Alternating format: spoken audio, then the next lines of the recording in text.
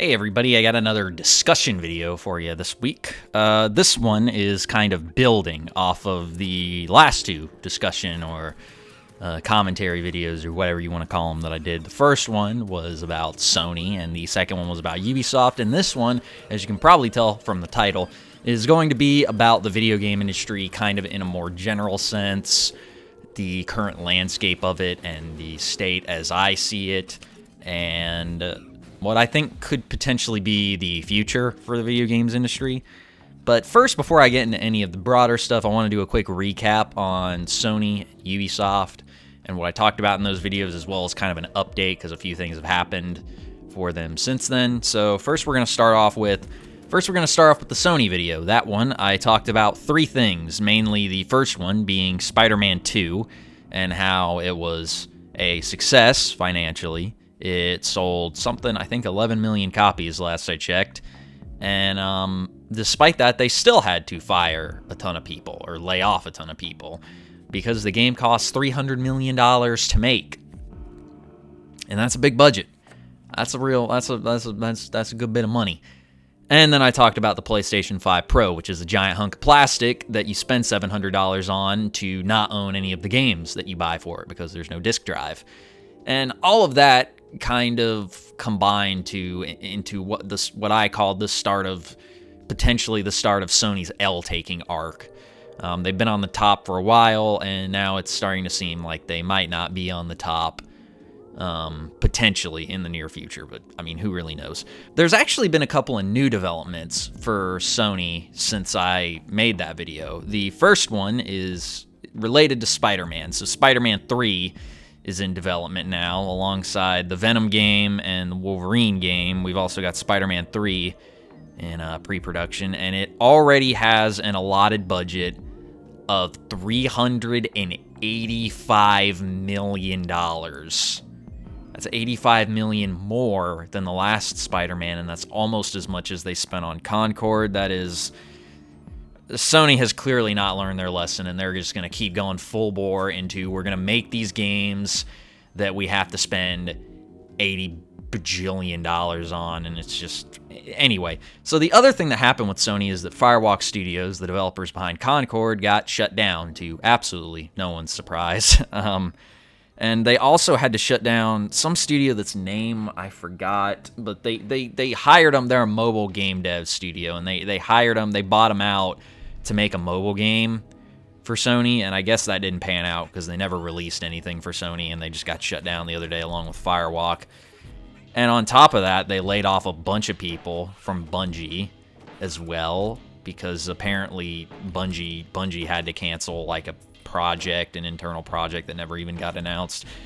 So yeah, and on top of that, their live service push that they were doing, they were working on 12 live service games. They've canceled, I think, 7 or 8 of them now. Last time we heard it was 6. Now they've canceled, I think, like 2 more. This is money just being flushed down the fucking toilet. Not even mentioning, again, the hundreds of millions of dollars it's going into, like I said, Spider-Man 3, and then plus the Venom game and the Wolverine game and Ghosts of Yotai, however you say the name. That's just, I mean, this is just money being spent wildly. Ubisoft has had an even rougher time since I made that video. First off, there were 2 things I completely forgot to talk about in that video. First being Star Wars Outlaws, which underperformed, got mid-reviews, and the people that played it were like, this is a really boring and generic fucking game. So there's that. And then also, I totally forgot to talk about X-Defiant. X-Defiant has underperformed, and it's bled players. It's lost a vast majority of its player base from launch, which on its own is not really that big of a deal. Most video games lose a significant portion of their player base after the first couple of months. Nobody escapes it. Regardless of how big or successful or good your game is, you're going to lose a ton of people playing it after the first month. 99 out of 100 times, you're going to lose a shitload of players after the first month. That's just how it goes. Doesn't matter how good your game is. Helldivers 2 lost a ton of players. Like, every Battlefield in Call of Duty loses a ton of players. Overwatch, everything this happens to. But with X-Defiant, it's been pretty severe from what I understand. It's gone down more than they expected it to, and people haven't spent as much money on the microtransactions as they wanted them to, which is, as a free-to-play game, is supposed to be how it brings in money. There was another figure that I saw earlier. Hang on, let me Google it. So according to this article from OpenCritic.com, net bookings for Ubisoft, real quick, from between April and September of this year, they've lost 271 million euros. I think that's euros. Whatever is the thing that looks like it's a C and it's got two lines in the middle of it. Whatever fucking currency that is, they lost a shitload of it. They are also $1 billion in debt. Net bookings are down 22%. Digital revenues are down 27%. And player spending is down 39%. So that is a pretty severe downturn for Ubisoft. On top of that, they gave some development update about Beyond Good and Evil 2, saying development is moving forward slowly but surely. And it's just like, man, the game's been in development for 15 fucking years. Yeah, it's going slow. Like, no shit. And then something else happened with Ubisoft that I can't even remember. But point I'm trying to make here is Ubisoft is their situation has not continued to improve since I made that video. And this all kind of leads me into my next talking point, which is video game budgets. Video game budgets. This is a hot topic in the industry right now. Every motherfucker who talks about video games has made at least a passing comment on this, and it's that video game budgets are insanely inflated right now. There's no reason they should be spending the amount of money on video games that they're spending, and I've seen a lot of these, like, neoliberal Econ 101 MBA, I'm totally a day trader type, wannabes saying dumb shit like, oh, well, the reason they have to make these games that are $100 billion to make is because that's the only kind of games people will buy. There are so many things wrong with this line of argumentation that I could spend an entire video talking about how much of an absolute fucking brainlet anyone who makes that argument is, but I'm just gonna start with the obvious one, the one that pops up to me immediately, which is, it doesn't fucking matter if those are the only kinds of games that people are buying. What matters is if at the end of the day these companies are capable of producing those kinds of games. Because the fact of the matter is, if you're losing investor money, if you're losing the money to put into the budgets of these games, it doesn't fucking matter. Spider-Man 2, 11 million copies sold, just barely a financial success. You can't fucking look at that and tell me that that is the sign of a healthy industry. And I don't really fucking care what metrics or math or equations you can trot out that you learned in Econ 101 or whatever to fucking try and tell me. The fact of the matter is, it doesn't matter what kind of games people like to buy if the resources necessary to make those games are no longer there. That's not even accounting for the fact that, again, they had to lay off people from Insomniac, so that's even more fucking brain drain that the industry has been ravaging the industry for 10 years now. This is partially why live service slop has been so popular with developers and publishers for 10 years now, because it's looked at as a way to make that. It's why Concord was dead within 2 weeks. And people don't understand that there is going to be a shrinkage. Either you keep expanding the budgets and the team sizes, and eventually there's no possible way for you to make your money back, or you scale everything the fuck down, you start making smaller scale games with smaller teams that are less flashy, and no, you're not gonna make as much money as something like a big, mega, triple A, quadruple game, quintuple A, whatever the fuck amount of A's you want, sextuple, seventuple A games or whatever we're on now. You're not gonna make as much money about that, or with a lower budget game. But you don't really have any other options at that point, because just straight up, you don't have the money to make a big budget game anymore. And that's what we're approaching, because the fact of the matter is, the more these margins continue to shrink, that's going to scare the living shit out of investors, and they're starting to pull out. And investor money is what funds these games, by and large, for these publicly traded companies. So they are just straight up not going to have the resources to make Spider-Man 3 or God of War, whatever other pantheon they want to move to next. And that's just something that I think a lot of people aren't seeing. Infinite growth, you're not going to get it. Every fucking line comes down at some point. When you're trying to make the line go up and never come down, you're not going to catch that dragon. Okay, you're not. That's financial heroin, and it's going to kill you. And just, I feel like a lot of the people who are trying to defend these things, they're not looking at it in the long term. It's all about short-term profits, and nobody is thinking about, oh, what happens when this bubble pops, because it is a bubble, and bubbles always pop. What happens when this bubble pops? How much is that going to bite us in the ass? All that kind of thing. And to kind of go in the exact opposite direction, I want to talk about indie games, because indie games are interesting, because indie games are actually more successful now than they've pretty much ever been. There are a lot of indie games out that have actually made a good bit of money. However, that is kind of a little bit of a false promise, because there are more indie games now than ever that are successful and making a lot of money. But here's the thing, there's more indie games now than ever that don't make a goddamn cent, because there's thousands of indie games now. So for every Dusk, for every Balatro, for every Hades, there is some fucking game that gets released on Steam and maybe 3 people buy it.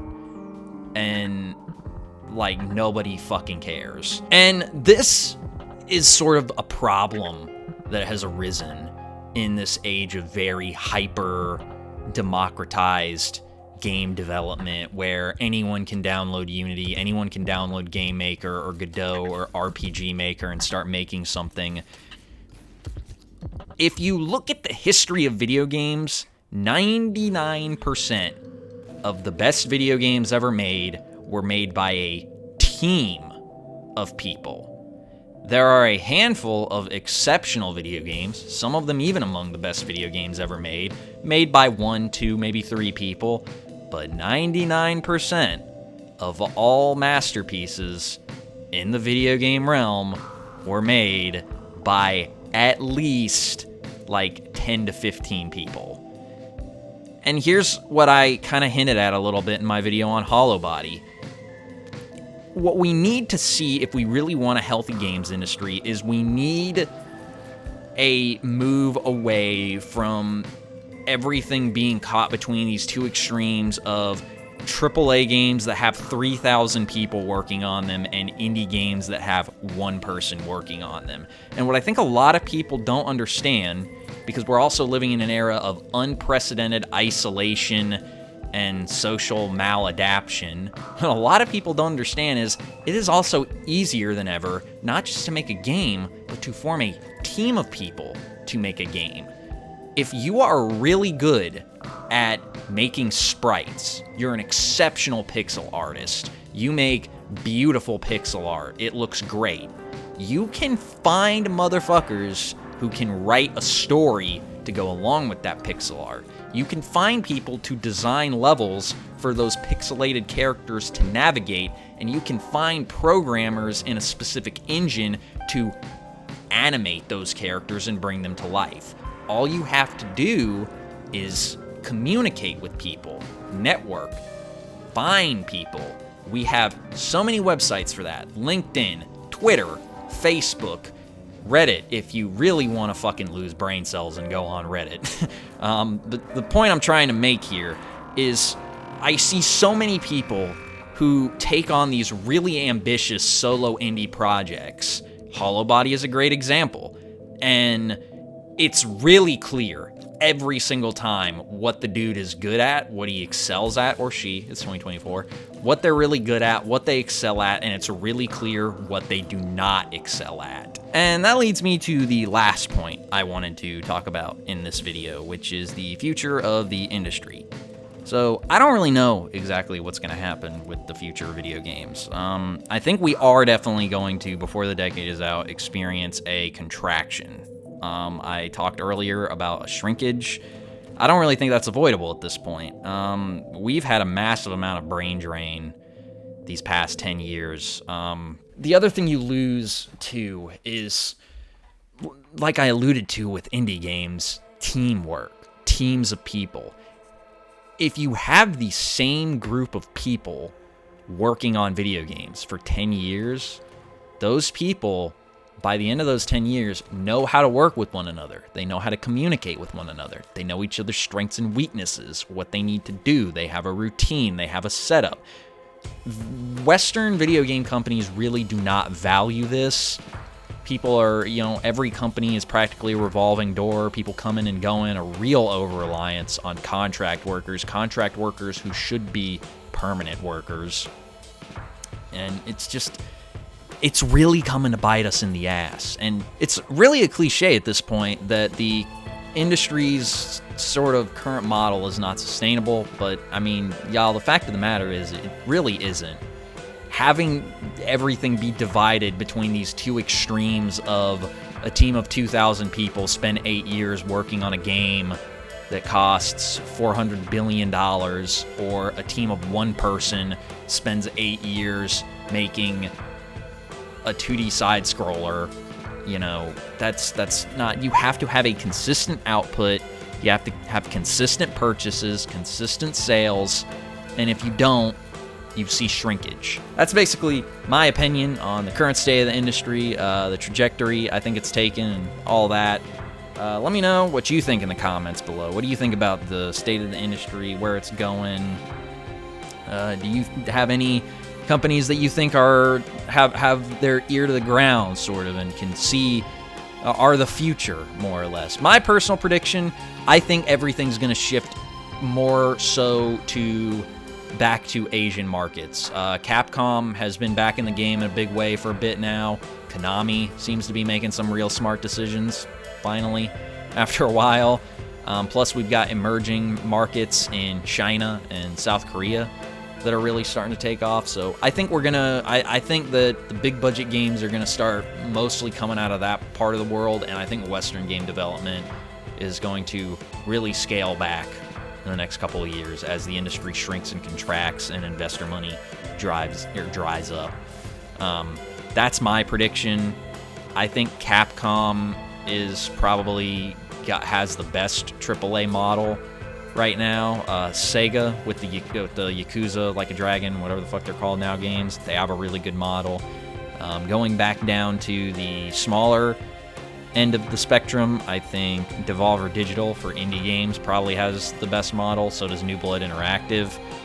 And I think that's the future. I think in 10 years, Ubisoft's not real. Ubisoft, maybe EA. I don't know. Actually, I don't know. EA's weird because EA has had a lot of flops, but then something like the Veilguard comes out, and isn't that game selling really well? I can't remember.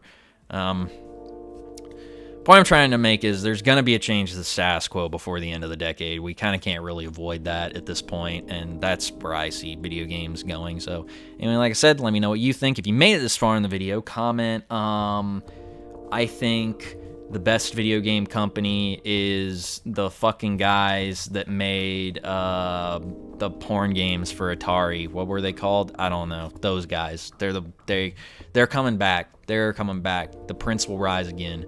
Anyway, but yeah, that's it for this video. Don't forget to like, comment, and subscribe. Big thanks to anyone who watched this video, and a really big thanks to the patrons over on Patreon. Spec Teams 1 Slingshots, Zorio, the Gazer Patron, Lev, and Blue Yutsu, as well as the members here on YouTube, Saiga and Brigador24. Really appreciate y'all. Really appreciate anyone who watched this video. I hope you all had a good Halloween. Hope you all have a good Thanksgiving. And yeah, other than that, that's pretty much everything I got. I'll see y'all in the next video. Goodbye.